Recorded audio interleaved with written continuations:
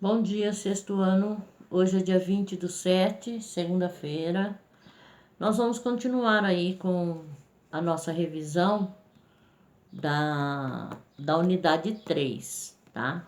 Pessoal, eu tô fazendo uma revisão do conteúdo depois que eu terminar, porque vai dar tempo, tá? Depois que eu terminar essa revisão, no terceiro e quarto bimestre, eu vou pegar uma aula só para poder dizer para vocês aonde que vocês têm que grifar, tá?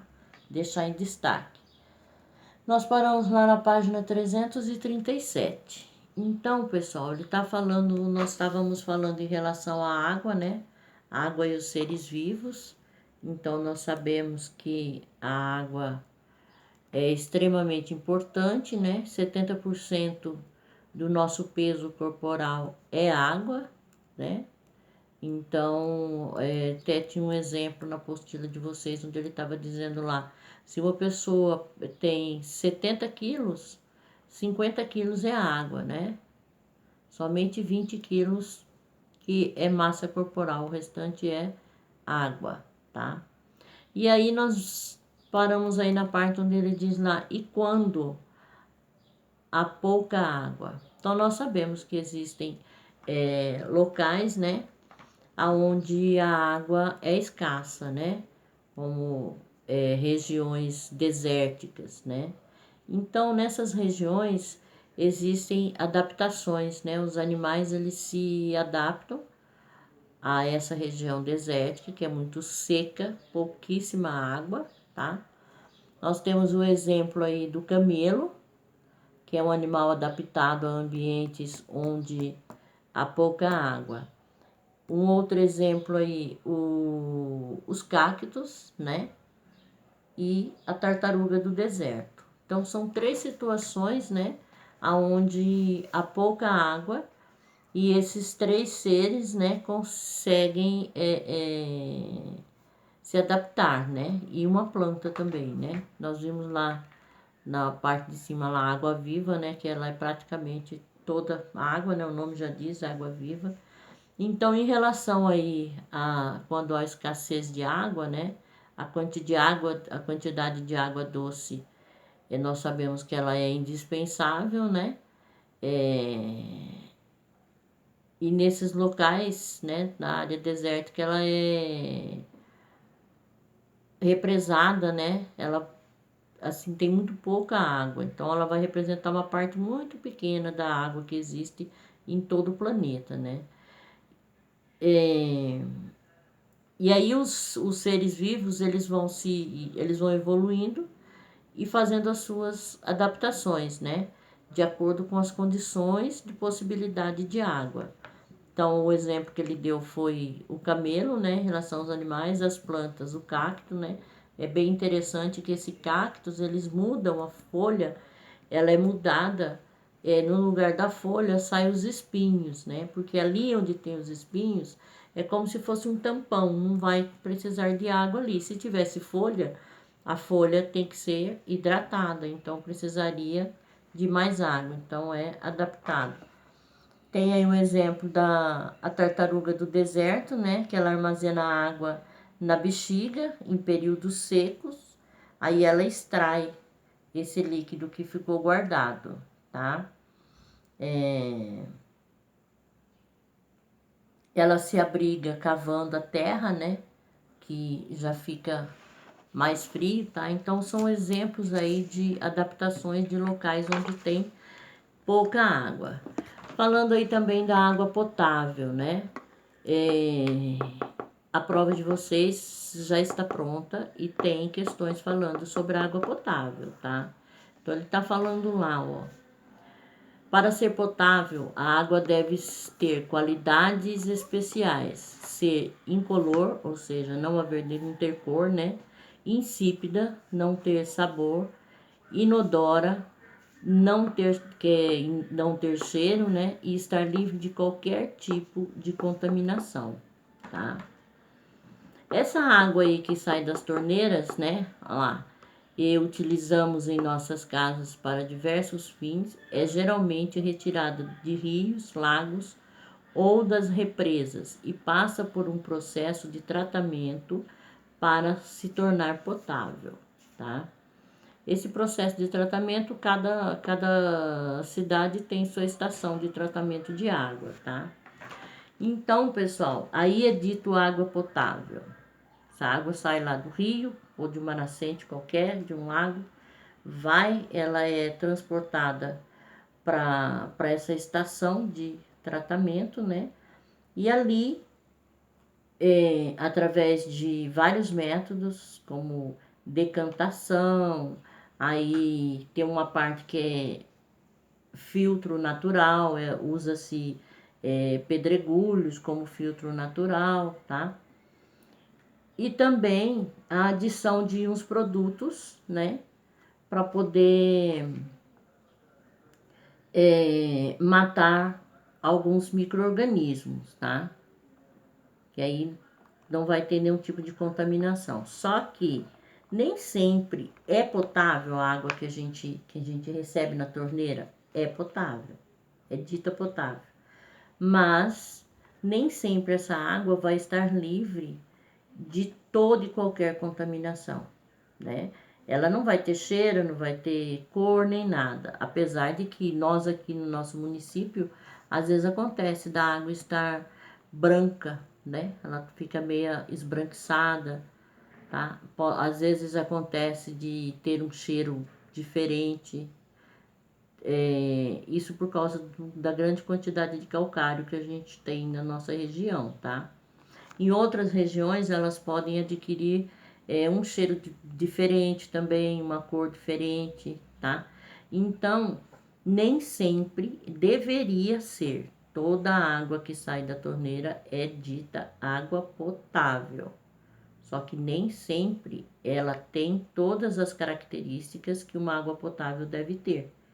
E uma delas é em relação à contaminação por micro-organismos, tá? A maioria das verminoses são causadas pela ingestão de água contaminada, tá? Então, nem sempre acontece, mas é dito potável. Aí ele diz lá, na natureza é possível encontrar água potável em fontes, é a água conhecida como mineral.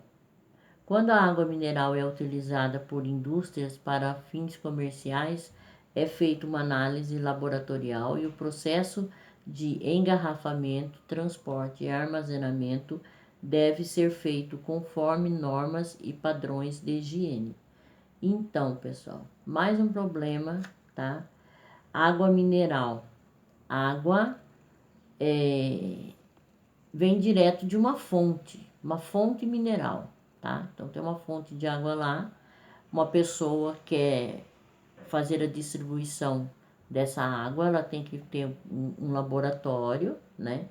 Aonde ela vai passar por análise de vários processos, né? Aí ela vai ser engarrafada de forma adequada, tal, e aí ela é distribuída. Aí nós compramos água mineral. Tem um tipo de água e é obrigado ter lá no rótulo, água mineral, né? Tem várias marcas de água mineral. E a maioria das pessoas confundem água mineral com água direto da fonte. Tem gente que compra água lebrinha e acha que está comprando água mineral. Não está. Tanto que no rótulo da lebrinha não está dito que é água mineral.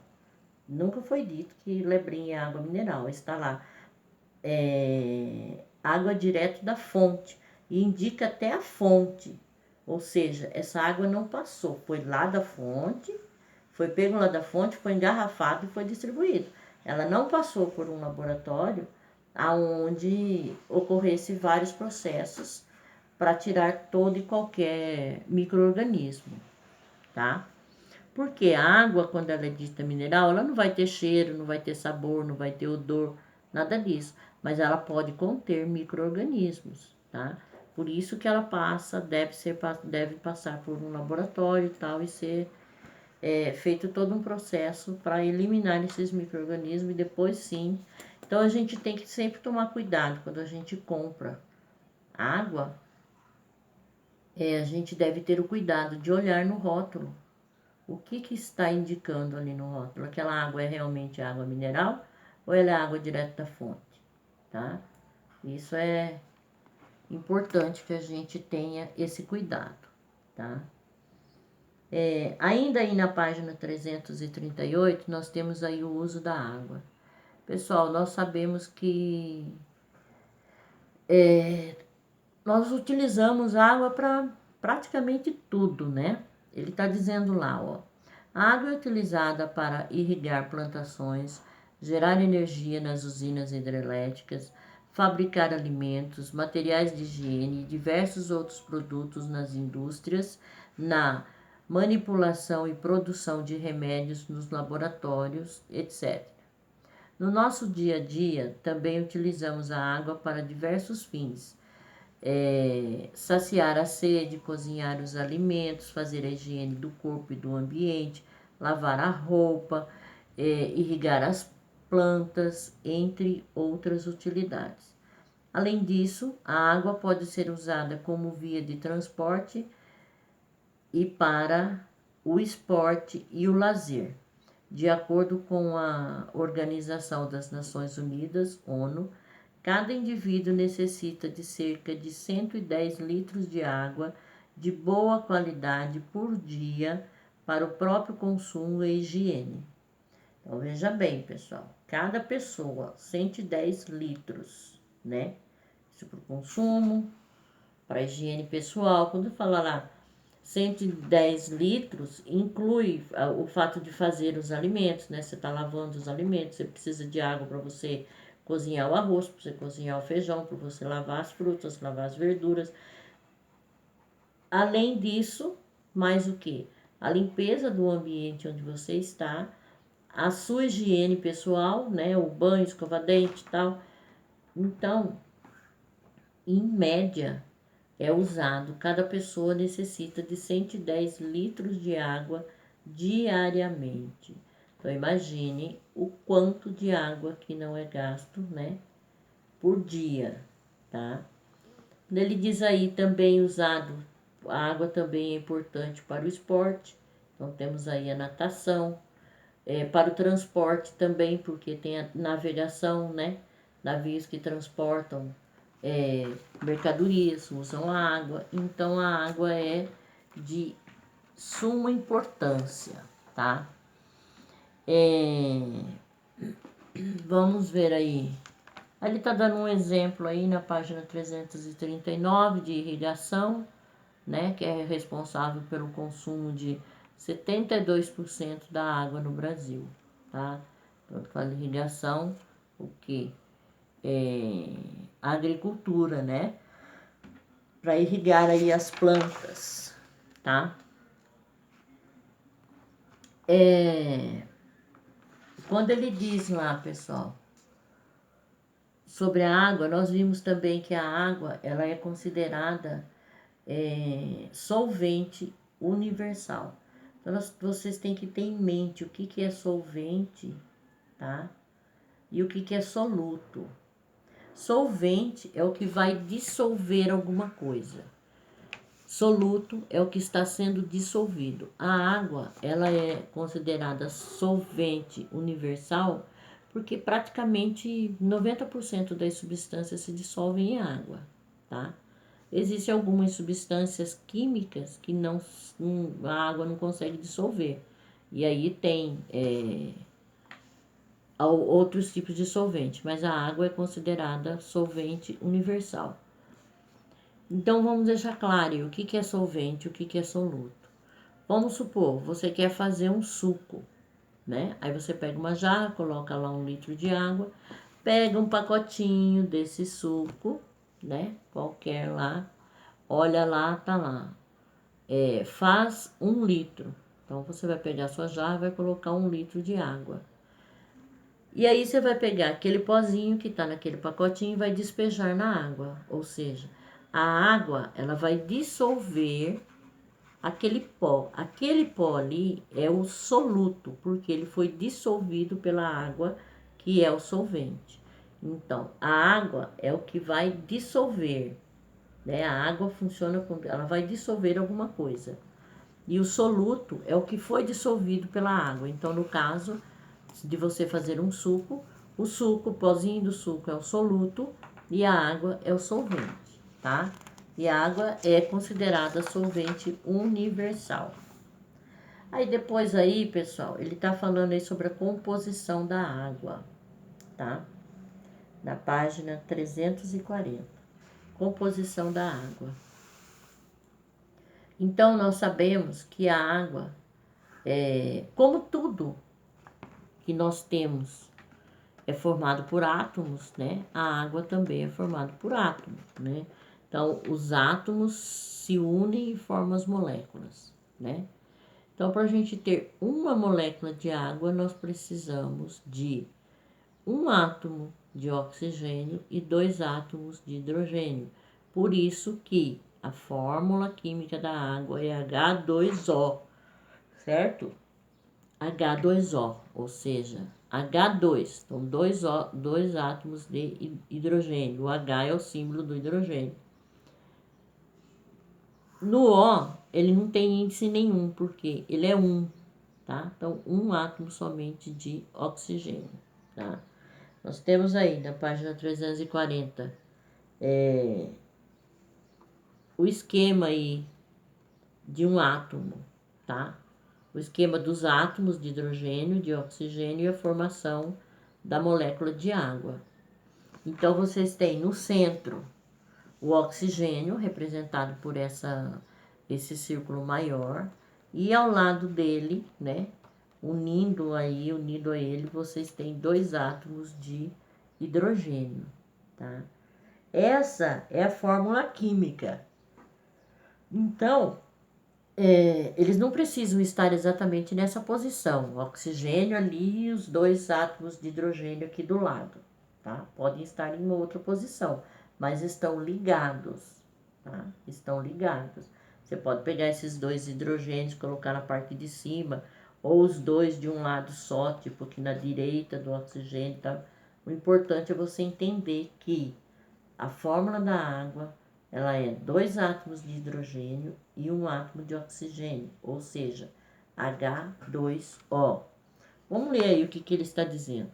Toda matéria é constituída de pequenas partículas invisíveis aos olhos. Os cientistas chamam essas partículas de átomos. Reunidos, os átomos formam as moléculas. As moléculas de água são formadas pela combinação de 2 elementos, hidrogênio e oxigênio. Em uma molécula de água encontram-se 2 átomos de hidrogênio e 1 átomo de oxigênio. Por esse motivo, sua fórmula é H2O. Tá? Então é o que eu disse aí. E aí ele tem esse esquema aí. É bom vocês terem em mente a composição química da água, pessoal. Eu vou pedir isso em prova, tá? Já estou dizendo que vou pedir. E aí nós vamos ver aí os estados físicos da água, né? Então nós podemos encontrar a água em 3 estados físicos, né? Sólido, líquido e gasoso, né? Estado sólido. Nas regiões polares, né? Então, como que a gente encontra o estado sólido da água? Aonde? Nas regiões polares, nos polos, né? Porque ele vai estar como? A água vai estar em forma de gelo, de neve, tá? Então, nós encontramos nas regiões polares, alto das montanhas, né? Tá? Então, dessa forma, nesses locais é que nós encontramos água no estado sólido. Tá?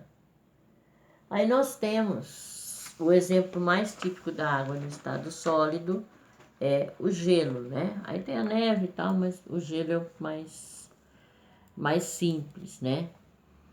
Quando a água está no estado sólido, ou seja, sempre que a gente fala em sólido, algo firme, né? Então, quando a água ela está no estado sólido, pessoal, as moléculas, tá, de hidrogênio e oxigênio, que nós já sabemos que a água é formada por moléculas de hidrogênio e oxigênio, essas moléculas elas estão bem unidas, bem juntinhas umas às outras. Isso é o que dá a firmeza, por isso que ele é sólido, um material duro, sólido. As moléculas estão bem juntas, tá? Gravem isso, no estado sólido, a água no estado sólido, as moléculas estão bem unidas, tá? Aí, se elas estão bem juntinhas, o movimento entre elas é muito pequeno, tá? Elas não conseguem se movimentar porque estão bem unidas, né? Tá tudo junto ali, tudo grudadinho ali. A movimentação é muito lenta, tá? Então, a movimentação dessas moléculas é muito lenta. Um outro estado físico da água é o estado líquido, né? No estado líquido, a água já começa, as moléculas já começam a se soltarem. Elas não ficam muito longe umas das outras, mas elas começam a se soltarem. O que acontece quando você pega uma pedra de gelo? Ela tá sólida, tá dura ali, tá até saindo aquela fumacinha. Você coloca ela ali em cima da pia. Quando você tirou ela lá do congelador, que você colocou em cima da pia, as moléculas estão todas juntinhas, não se movimentam.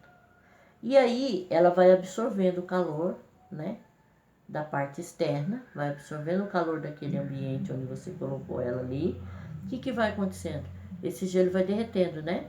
E ele vai se espalhando, ele vai pegando uma superfície maior da pia, vai enchendo de água ali, não é isso? Vai derretendo, tá? Nesse momento, o que acontece? A hora que esse gelo derreteu totalmente, você já vai ter a água no estado líquido, né? Quando ele começou a derreter, você já tem um pedaço dele que já virou líquido, né? Já virou água. Derreteu uma pequena porçãozinha que seja, já está no estado líquido, não é isso? Quando isso acontece, as moléculas, elas começam, se elas estão bem unidas, que é o gelo começa a derreter, é que vocês percebem que a água vai se espalhando naquela superfície.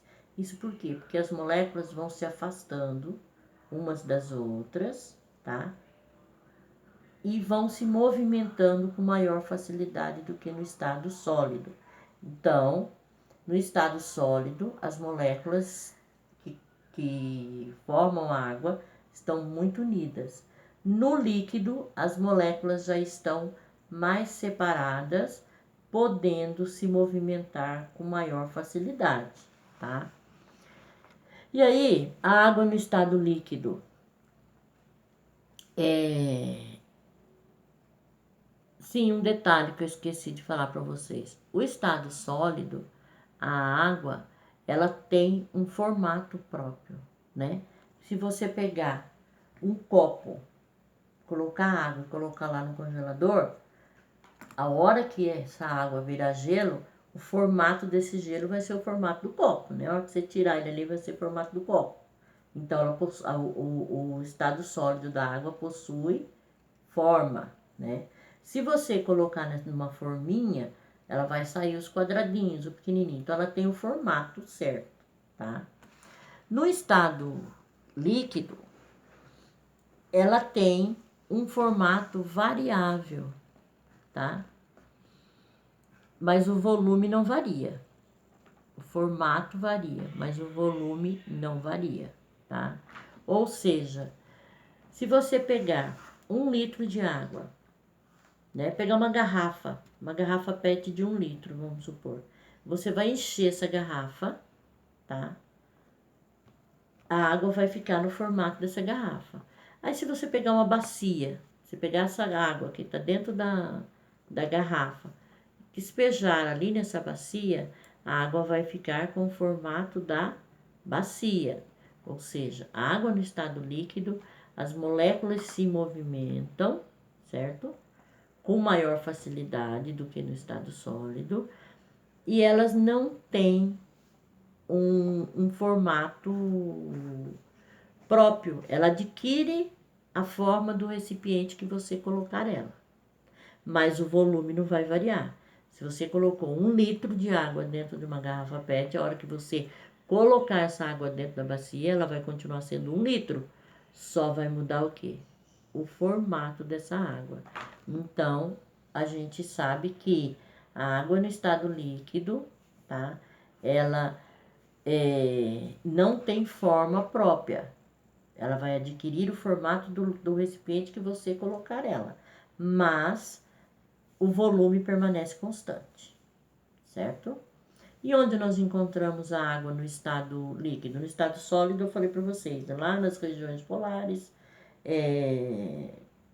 neve, né, no pico das montanhas e tal, encontramos no estado sólido. No estado líquido, mais fácil ainda, né? Em rios, lagos, represas, né? Mares, temos a água no estado líquido. O estado gasoso. No estado gasoso, a água não é visível. Então, você não pode olhar e falar, a água está aqui, certo? Por quê? Ela está na forma de gás, né? Como que nós encontramos a água no estado gasoso na natureza? Na atmosfera, né? O ar atmosférico. Onde nós estamos, aqui existe o ar atmosférico. É a água na forma gasosa, certo? Só que a gente não consegue ver. Mas, tá? As moléculas do estado gasoso, elas estão muito separadas. Estado sólido, as moléculas juntinhos, estado líquido, as moléculas estão começando a se movimentar. No estado gasoso, elas se espalham. E aí, elas ficando muito separadas, certo? A gente não percebe nada, a gente já não via se tivesse pouco separada quando, né? Não tem como a gente ver. Então, no estado gasoso, a água se torna invisível, tá? Lembrando, pessoal, que eu tô falando estado gasoso, não estou falando vapor, porque vapor a gente vê aquela fumacinha, a gente sabe que é água, a gente vê aquela fumacinha, é o vapor. Estou falando estado gasoso, os gases que estão em volta da gente aqui, nós não conseguimos ver, tá? A forma, no estado gasoso, a água ela pode adquirir forma e volume variável, tá? Tanto a forma quanto o volume pode ser variável. Como ele está dizendo aqui, ó, encher um balão lá, tem 2 balões. Um balão no formato de um coração, né? E o outro, um balão aí redondo aí, 2 formatos diferentes, né? Mas pode ter o mesmo volume, tá? E as moléculas estão espalhadas, isso no estado gasoso. Vamos ver o que ele fala no estado gasoso, pessoal. Na natureza, o ar atmosférico contém a água no estado gasoso, também chamada de vapor de água. Nesse estado, a água não é visível, pois suas moléculas estão bastante afastadas e se movimentam livremente. Apresenta forma e volume variáveis, isto é, tem a forma do recipiente que o contém e ocupa todo o espaço dentro do recipiente. Realmente, né? Ele vai ter a forma que você encher um balão, né?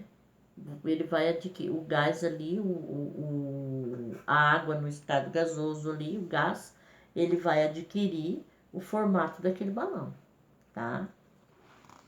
Certo, pessoal? Então, nós vimos aí a água no estado sólido, no estado líquido e no estado gasoso. Como que as moléculas dessa água se comportam no estado sólido, líquido e gasoso, tá? E em relação a forma e o volume, certo? Então, na página 342, ele tem lá um resuminho lá, né?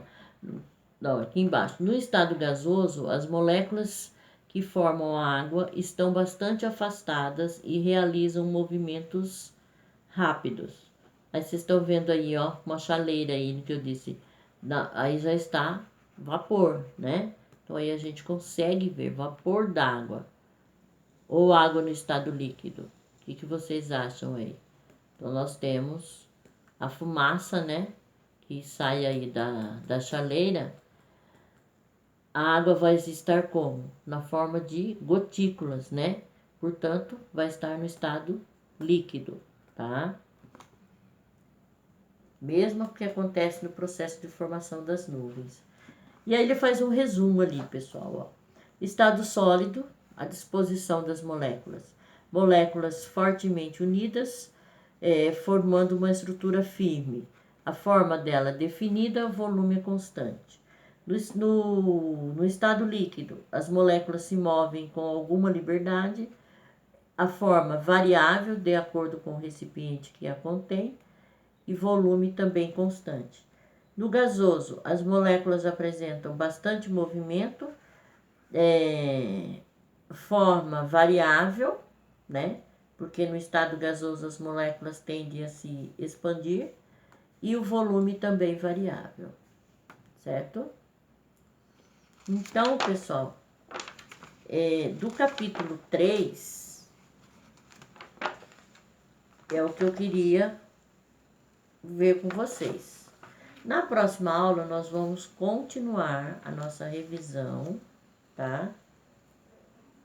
Sendo que, lembrem que eu vou fazer a revisão terminar a revisão do 4º capítulo e depois que eu vou fazer uma aula para poder vocês grifarem aí o que vocês devem, o que eu acho que é mais importante, as partes mais importantes, tá? Mas desde já vocês podem entrar em contato comigo no privado, quem tiver dúvida em relação a alguma coisa que eu disse aqui nessa revisão, entre em contato comigo que eu vou tirar dúvidas de vocês, tá? Beijo a todos, até a próxima aula.